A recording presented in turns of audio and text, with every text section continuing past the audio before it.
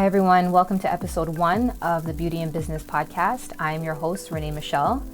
I created this podcast for women, not necessarily women in business, but moms, working moms, just as a way to inspire one another, hear each other's stories. I've been an entrepreneur now for many years. When I was starting out, I had nobody to look up to. I had nobody's story to hear. I had nobody to inspire me but myself. So I kind of created this podcast where we can all kind of connect and hopefully inspire some of the viewers. So I hope you enjoy it. So today my first guest is a friend of mine, Sabrina. She is a wedding planner and she is, I wouldn't say new to the wedding industry, but she's just now starting to make her mark out there, and that's pretty much what we're going to talk about today. So welcome, Sabrina. Thanks. So Sabrina, tell us about yourself and what do you do? So like Renee said, I have been doing specific weddings for the last 3 to 4 years. I did events for 10 plus years. As you know, I graduated like in 2008 for the wedding course, and I was very That's young. Like when we first met. And I was very young when I just graduated, so I knew that, you know, nobody would look at me and be like, okay, let me hire her for my wedding. She's so young. Mm-hmm. So I decided to get my foot in the door and just do events. So remember, baby showers, birthdays. And we were younger. Nobody was getting married then. Exactly. Everybody in our age group was having babies and baby showers and parties, yeah, right? Exactly. So I did the events for so long. And then I always knew that I wanted to come back to weddings. So once I kind of made my name for myself in the like event industry, then I kind of like transitioned over to weddings. Yeah. So what made you decide to become an entrepreneur? Like what made you decide that this is it, this is what I want to do, I want to be a wedding planner and I want to work for myself and do my own weddings? Honestly, not having to work for anybody. I wanted to be able to make my own schedule, not be restricted, have flexibility when it came to family and friends. I remember working, you remember when I used to work at Chalet, like I used to have to call and be like, can I get the day off? You know, can I switch a shift? I hated it, you know? So I always knew, and like I come from a very independent family. Like a lot of my uncles and aunts, my dad, you know, everybody's like an entrepreneur. So like it's always been around me. So I always knew that I wanted to build a lifestyle for myself and now with my kids and my family, where I could have that flexibility of just being my own boss. Yeah, and I think I notice now that a lot of women nowadays are trying to get to that point. Yeah. And that's kind of what inspired me to start this podcast, because I mean, I meet so many women on a day-to-day basis, and it's like when I talk to them, I notice that some of them, like, they want to become an entrepreneur, but they're kind of on the fence, or, you know. Yeah, it's comfort. Just having like a secure job. It's a risk. Like some people are scared to take the risk. Exactly. But it's a risk. So exactly. What is it that you love about the wedding industry? Because remember you had said you were doing like the events, like the baby showers and the parties. Like what do you love about the wedding industry that made you want to leave the events and just stick to strictly weddings? I just love everything about weddings from the beginning to the end, obviously, especially behind the scenes. I've been in a ton. I was in yours. So like, you know, behind the scenes, making sure that everything runs smoothly. I just fell in love with that whole process. And the final product at the end, you know, to sit back at the end of the night and look at how happy your clients are and that everything, you know, ran so smoothly and they didn't even see a hiccup and the whole night is like... And you don't get stressed out very easy. Yeah, so I'm naturally a very calm person. You are.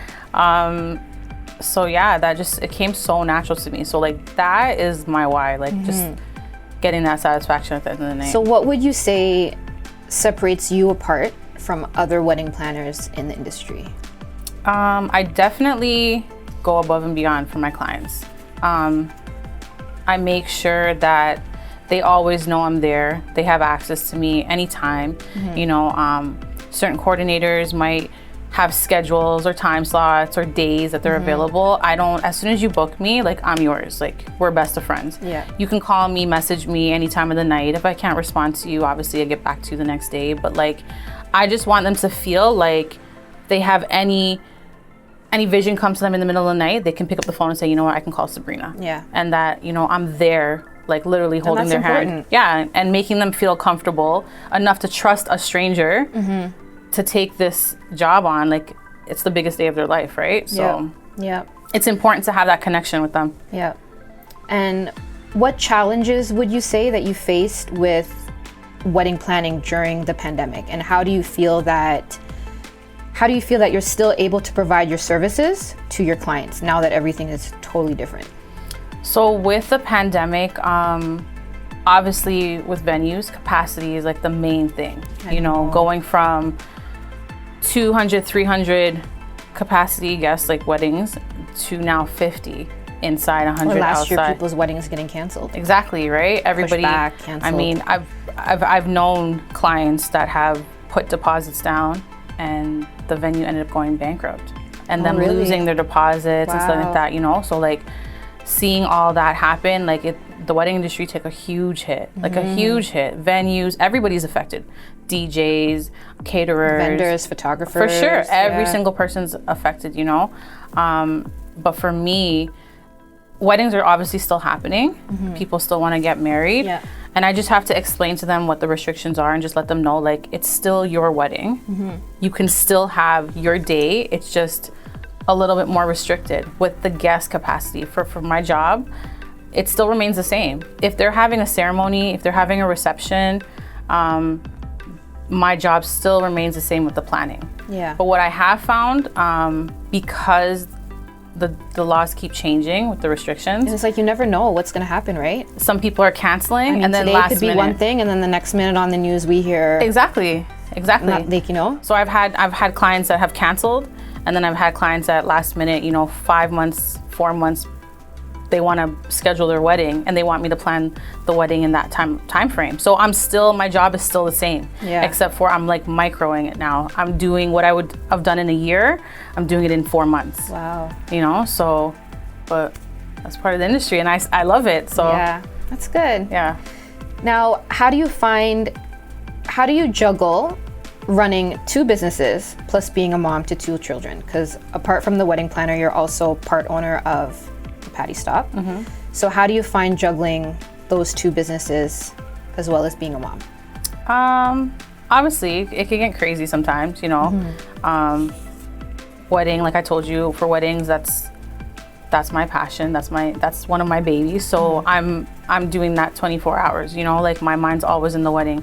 And then I'm always at Patty Stop as well too, right? So it's just time management, balancing, you know. I get a lot of support and help from my family and friends. So the kids are always taken care of, and Yeah. obviously you have days that are crazy, like you get overwhelmed and stuff like that. But like you said, like I'm naturally a calm, laid back person. So Yeah. like I just figure it out. Yeah. It is what it is, you know? Like this is the life That's that what I it's chose. about, figuring it out. Yeah, this is the life that I Entrepreneurship, chose. figuring it out. Exactly. So when you choose this life, you have to just figure it out. But I feel like that's why a lot of women are scared to become entrepreneurs, because they're so used to structure. Yep. They're so used to starting their job at 9, finishing their job at 5, picking up their kids, going home, and their days are repetitive, the same. Like with For us, sure. it's not like that. Nope. It's not like that at all. Exactly.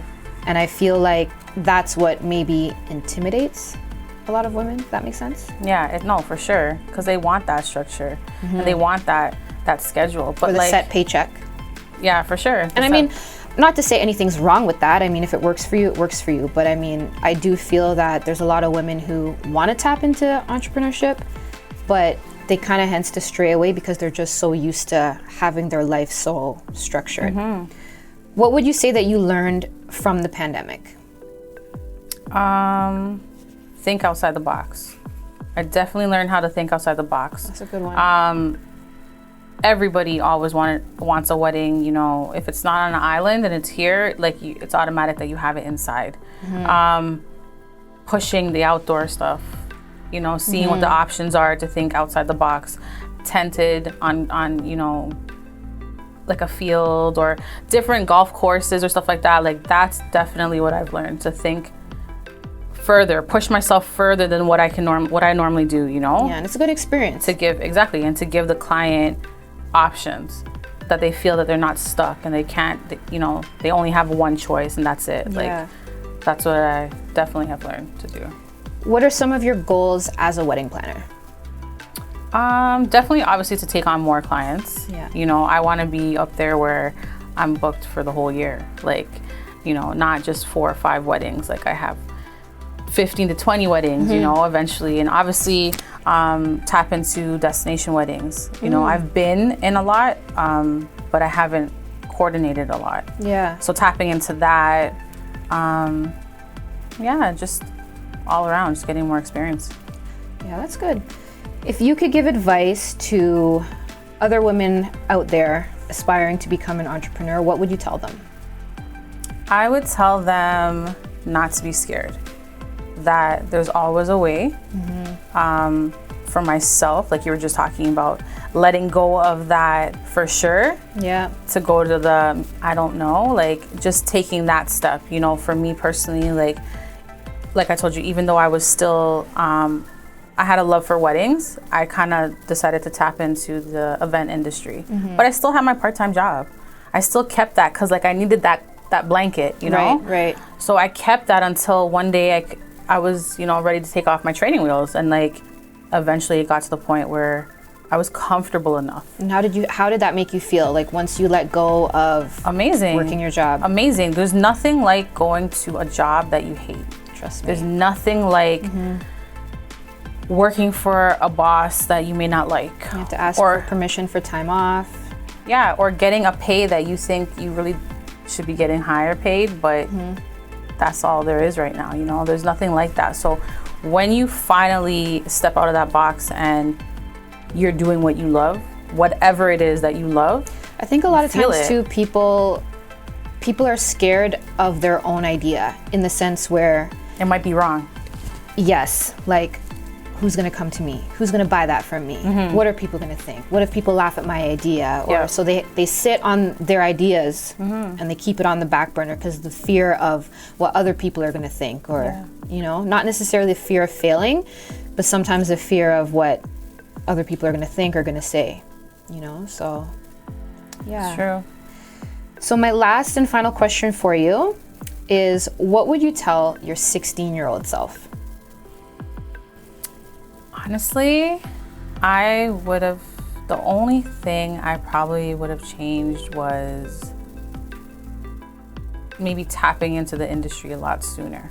I always like younger? Younger. I always knew, like, just growing up, being around my aunts and uncles, like I just loved being a part of, like, you know, Christmas dinner or like a birthday party, and like just maybe tapping in a little bit sooner. But honestly, everything that I experienced up until this point, I needed it.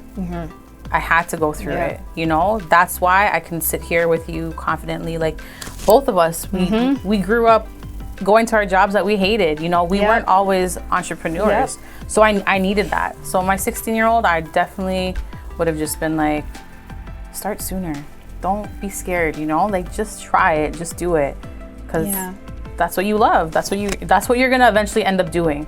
Yeah, it's so true. It's so true. So yeah. Well, thanks for coming on, and thanks for talking to us. And thanks for having me. Maybe some viewers can get inspired by Sabrina's story and her journey. That's it. Thank you.